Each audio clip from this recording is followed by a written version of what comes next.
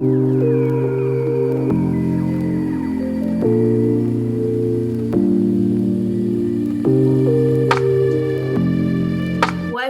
YouTube? We are back here again with another video. If you are new to my channel, welcome. I am Maya, aka Maya by any means, and if you are a returning viewer, thank you for viewing my channel. Thank you for liking, commenting, subscribing.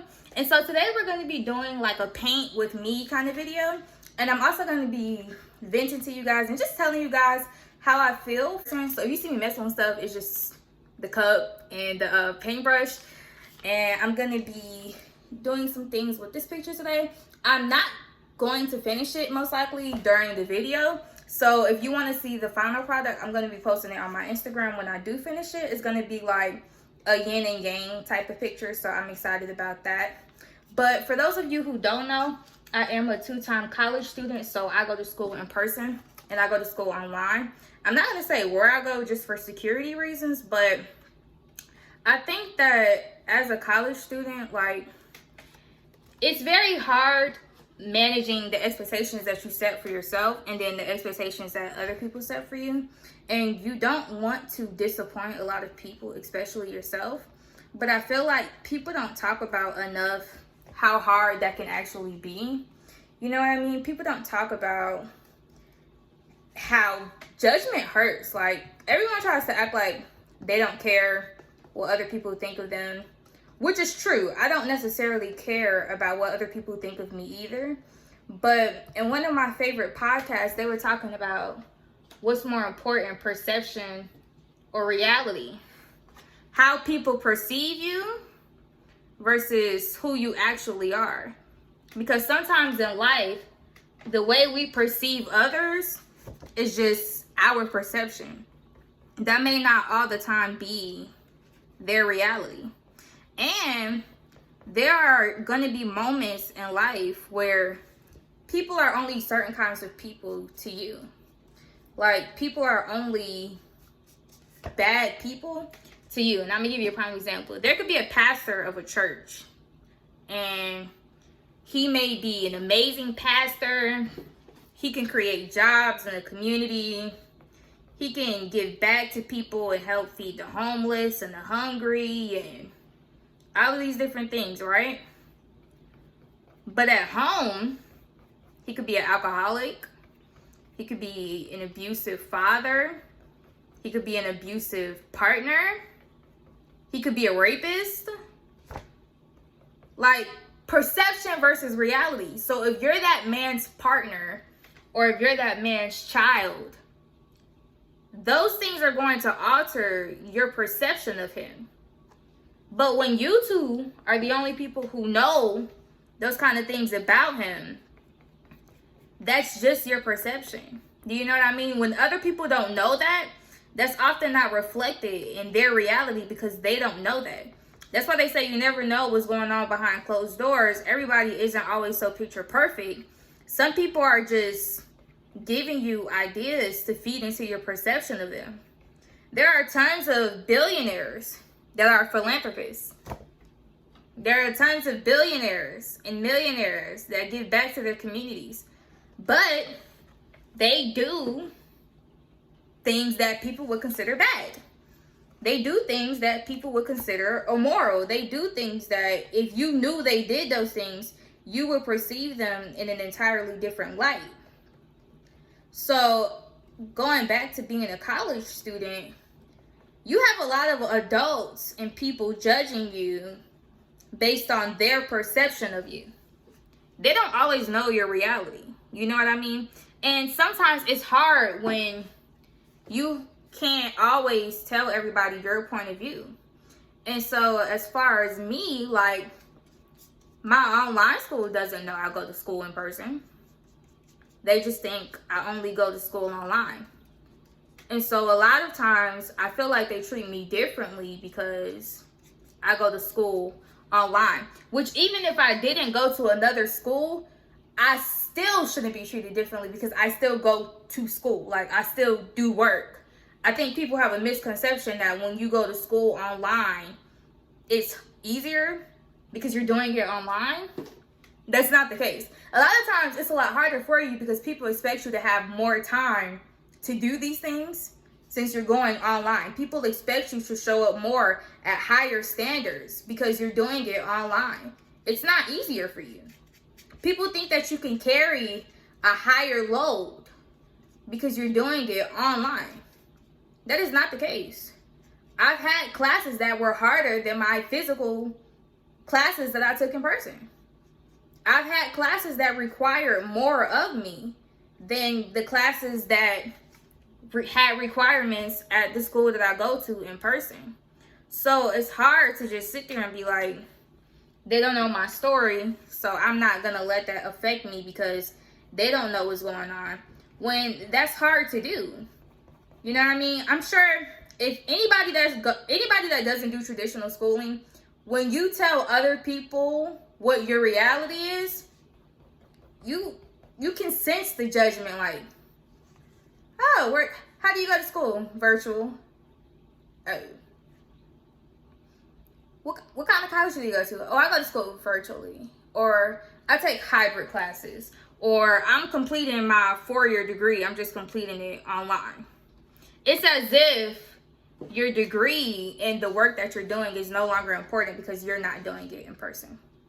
And that's really not fair, you know what I mean? I think it's also hard when colleges sell you on expectations they don't live up to. Like, for example, the school that I go to online had a program, and I was going to that school specifically for that program. That's the program they recruited me with. That's the program that they emailed me with and boosted me up on and told me all of these amazing things about it. And so in the summertime, when I'm taking these classes that I have to take for this school and I'm doing the work, when fall comes, oh, we're not offering the program because there's not enough people registered for it. What? Why would you even offer it if it's contingent on the number of people registered for it? Either you offer it or you don't. You don't recruit someone though and then wait until they get so deeply embedded and so deeply invested. Now it's like, it's no point in me not doing it now because I've done the work. I had to take classes over the summer. That was a part of our requirements. And so when you tell me that you don't have this program, I'm not just going to be like, oh, I'm not doing it, because I've already put in the work. I've already put in the time. Those classes were graded. I had to have meetings, at least 1 to 2 meetings twice a week, all over the summer last year, because I'm a sophomore now.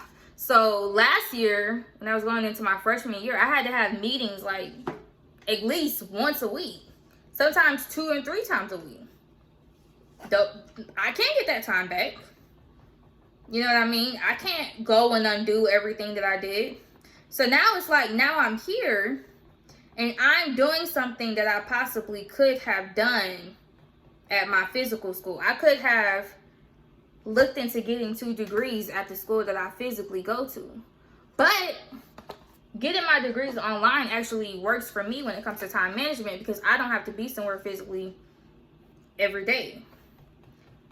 But I still have work to do. I still have projects to do. I still have to show up. And it's like, when you're not like other students, you're immediately outcasted. You're right, I'm not like those other students. They go to 1 school. I go to 2 schools. I'm not like those other students. And I think that you also have to be mindful. Like, if I chose to go virtually, I chose to go virtually for a reason. So when you're having these in-person events that you have to travel to, it's kind of like, are you really in shock that that's not something I can go to? Are you really in shock when it's hard for me to participate in something that I have to travel in when I go to physical school too?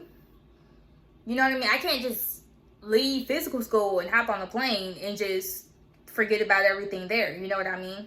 And a lot of times you can't just go and tell everybody this. You can't just go and be like, oh, I can't do it because I go to another school. I can't do it because I have other obligations, because then it sounds like you're not committed. And nobody talks about how when you're on a scholarship or you're an honor student or you have a level of requirements that you have to fulfill. This is where I'm putting my pain in, by the way, because I couldn't find a plate. But anyways, when you have a level of requirements that you have to fulfill, people look at you differently. People are expecting more of you, and I fulfill the expectations. It's not even the expectations. Like, I get good grades. I do my work. I turn my work in on time. It's not even like the actual work and the actual things that I have to do. It's the extra stuff on top of the stuff that I already have to do that makes it hard to do the things that I already have to do, because you're now giving me extra things. And I think a lot of us, we will bite off more than we can chew in the name of meeting the expectations of others. Like, you don't want to disappoint. You don't want to turn down good opportunities. Like, let's keep it real. If an opportunity is presented to you, even if you don't have enough time for it or you don't really want to do it, there's still some part of you that feels a sense of guilt not taking on that opportunity. And everybody tells you, like, you shouldn't feel guilty. But a lot of times you do feel guilty, because it's like, in their eyes, it's a no-brainer opportunity. Why wouldn't you take it? In their eyes, they might think that you're lazy or that you don't want to do anything because you don't act like the other students. No, I'm not lazy. I just don't want to take on this time-consuming activity when I take 9 to 10 classes already. That's literally how many classes I take. This semester, fall of 2022, I have 9 classes to take. So when you ask me to take on these time-consuming activities, it's not like, oh, I'm lazy, I don't have nothing better to do, I just don't want to go. It's like, I'm drowning. Not literally, but it's like things are piling up. Like, things are piling up. I'm not just sitting at home painting my toenails. Like, I'm sitting at home painting this right now. I'm doing a second coat over it, just so you guys don't think that I'm just painting the same thing over and over again. I really like for my paintings to be rich. But I have things to do outside, and then you want to tackle a social life on top of that. You want to tackle being a content creator on top of that. You want to tackle being an entrepreneur on top of that. I have to show up in the community every single day and inspire someone, encourage someone, make posts, make YouTube videos, make TikToks. And I love what I do. I genuinely love to do those things. But those things take time. Those things are not easy. Those things are not copy and paste. So when it's like you're adding all of those different things, maybe you see why I can't show up to everything. But students shouldn't have to advocate for adults to extend them grace. You should just do that because you don't know every student's story. You know what we tell you.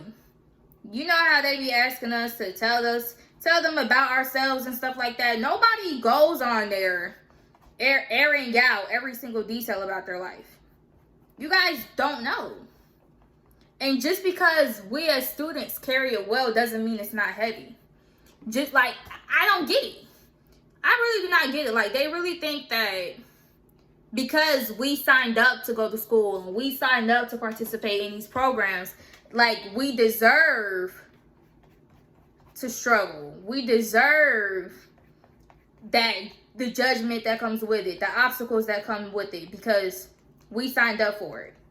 Are there going to be trials and tribulations and everything? Yes. But I really don't think you just take advantage because you can. I really don't think you add more assignments and you add more work and you add more opportunities and you add more things. We need y'all to be here and we need y'all to do this because you can. You know what I mean? They don't know the story. They don't have a clue what's going on. They know what we allow them to know. And nobody's going to go up there like, oh, I'm going through this, I'm going through that. Because you don't want to sound like you're making excuses. You don't want to sound like you want them to pity you. I'm not about to go up there. And maybe this is my pride talking, but I'm not about to go up there and be like, I go to 2 schools. That's why it's so hard for me. Like, can you just please send me some rest? Like, you should already be doing that. Even like when they ask me, am I going to come in person, and I say no? It's almost like if you ask an older woman, has she ever been married? And she says no. People are judgmental about that.